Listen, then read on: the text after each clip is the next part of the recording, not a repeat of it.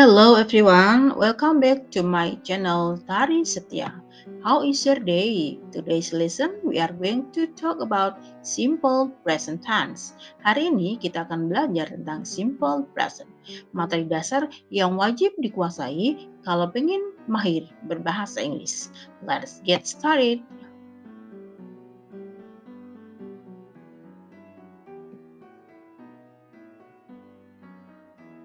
Well, take a look for two different sentences. The first sentence is I study English every Friday. The second one is I'm study English every Friday. Nah, dua kalimat ini hampir sama, tapi ada perbedaan. Yang membedakan adalah kalimat yang kedua menggunakan kata am. So, which one is the best or which one is a good order of the simple present sentence? Di kalimat mana sih yang betul susunannya, yang tepat susunannya sesuai dengan kaidah dalam simple present tense? So, let's take a look for next.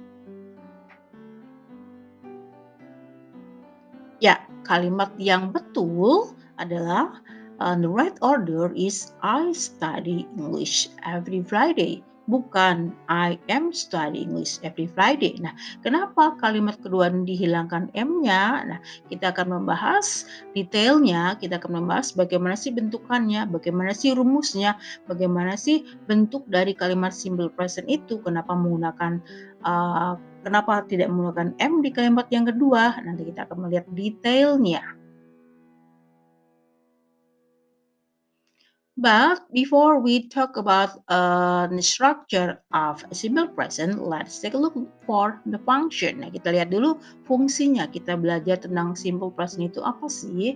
The first one is to tell about general truth. Jadi untuk menjelaskan atau untuk menerangkan tentang kebenaran yang secara general, secara umum. Contohnya adalah bumi selalu berputar mengelilingi matahari. Nah, ini kan suatu fakta ya, suatu kebenaran yang tidak bisa kita ragukan lagi bahwa bumi selalu berputar mengelilingi matahari. So, to tell about the fact or general truth. That is one the first function. And the second one is to tell about habitual or daily activities. Jadi untuk menjelaskan atau untuk menerangkan kebiasaan atau aktivitas kita sehari-hari yang rutinitas kita sehari-hari. Example is we go to school by bus every morning. Ya kita pergi ke sekolah dengan naik bis setiap pagi. Nah, itu menjelaskan habitual kebiasaan atau kegiatan yang sehari-hari kita lakukan. That is for the second function.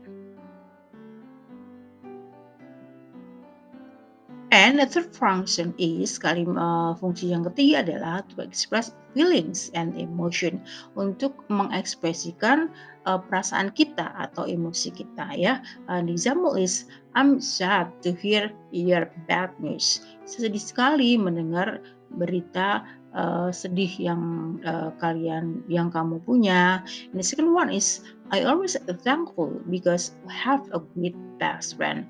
Saya selalu berterima kasih karena punya best friend yang sangat luar biasa.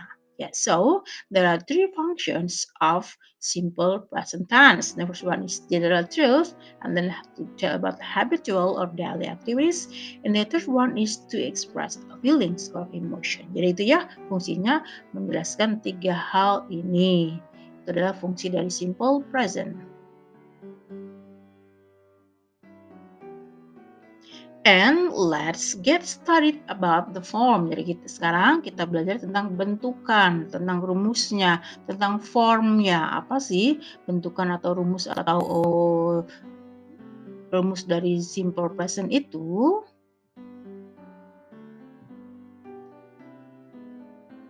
Yeah, well, actually there are two forms of simple present. Jadi ada dua bentukan, ada dua jenis rumus dari simple present.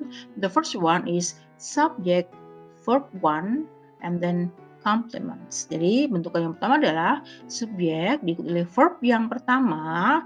Verb pertamanya ini nanti ada tambahan s atau e s ya, kemudian complement.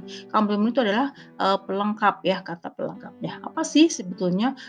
Kita lihat contoh dari kalimat yang berdasarkan form yang pertama ini. Okay, the first is he goes to school at 6 a.m. every day. Dia pergi ke sekolah jam 6 setiap hari. They usually read English book at library. Dia selalu membaca buku bahasa Inggris di perpustakaan. The third one is Mr. Jalu brings a lot of candies to school. And the fourth one is she wants to be a doctor. Nah, dari keempat rumus ini, nah, kita bisa melihat yang disebut dengan subjek itu adalah kalimat atau kata yang ada di awal kalimat. Nah, di awal kalimat ini yang pertama adalah he, kemudian they, Mr. Jalu, kemudian she. Nah, disebut dengan subjek. The second one is verb one. Nah, ini kalimat kata yang kedua setelah subjek adalah goes, kemudian read, brings, and wants. Ini adalah disebut dengan verb one. Kemudian kenapa ada dalam kurung s dan is, ada tambahan s dan es ya untuk kata kerjanya. Nah, kalau yang ditambahkan dengan s berarti kalimat yang subjeknya adalah she, he, dan it. Nah, jangan sampai lupa ya.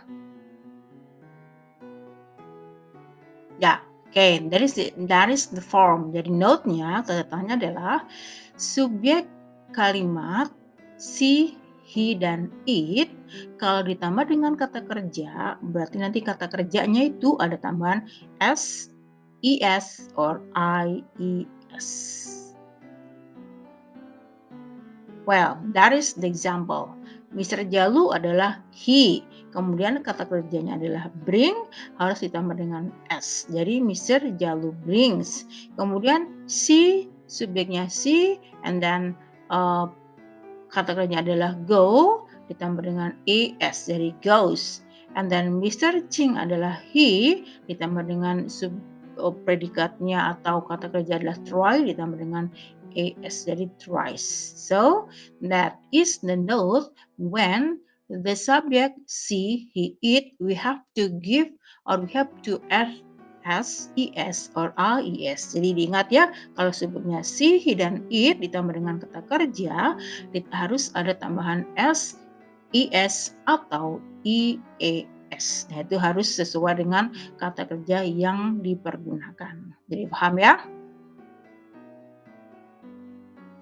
And the next form, kali ini form yang kedua atau bentuk atau rumus yang kedua adalah subject, to be, and complement. Dari subjek, to be, dan pelengkap. Nanti yang kedua, rumus yang kedua. Okay, subject, to be, and complement. Because we are talking about simple present tense. So the to be that we have to use is, am, are. Jadi to be yang kita pergunakan nanti adalah is, am, dan are karena kita berbicara tentang simple present. Nah, penggunaannya apa sih? Penggunanya bagaimana sih? Is itu untuk siapa? Am untuk siapa? Dan are untuk siapa? Kita lihat sebelahnya.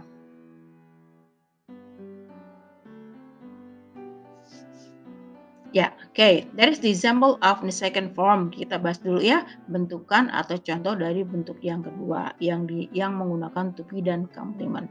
The first example is I am an international school students. The second one is they are not from the same class.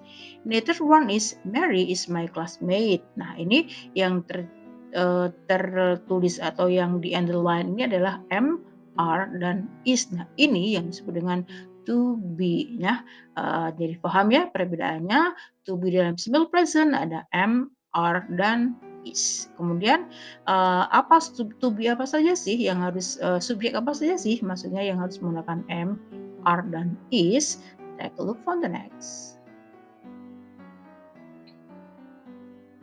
Ya, kalau subjeknya she, he, dan it, kita menggunakan to be is. Nah, diingat ya, kalau subjeknya she, he, dan it, kita menggunakan to be is.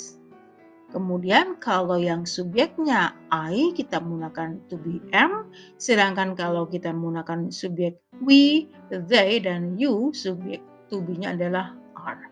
So, there are to be's that we have to use when we are talking about simple present. Jadi to be yang harus kita pergunakan kalau kita membahas tentang simple present, ya is, am, dan are. Is digunakan untuk she, he, dan it. Am digunakan untuk I, are digunakan untuk we, they, dan you.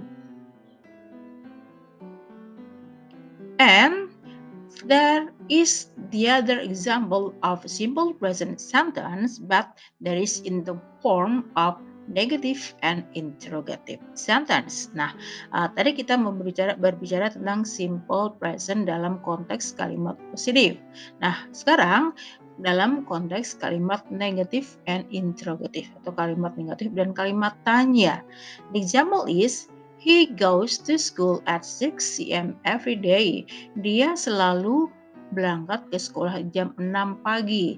And the negative sentence is, kalimat negatifnya adalah he does not go to school at 6 a.m. every day.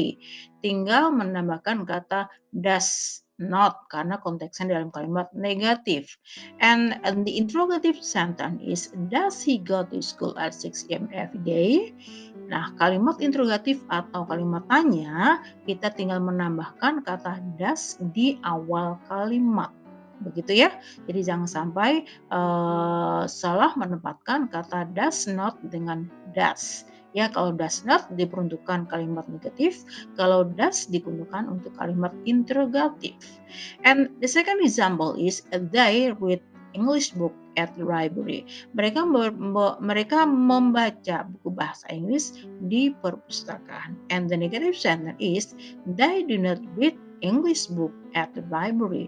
And the questions or interrogative sentence is, do they read English book every day? Nah, kita perhatikan ya, ada dua hal yang berbeda dari contoh kalimat negatif yang pertama dan contoh kalimat yang kedua. Contoh kalimat yang pertama menggunakan does, contoh kalimat kedua menggunakan do not untuk kalimat negatifnya. Jadi apa sih yang membedakan antara does dan do atau does not dengan do not? So, kita bahas berikutnya. Ya, kalau dalam kalimat negatif dan interrogatif, yang subjeknya she, he, dan it itu menggunakan auxiliary atau kata kerja bantu does. Dipahami ya? She, he, it menggunakan does.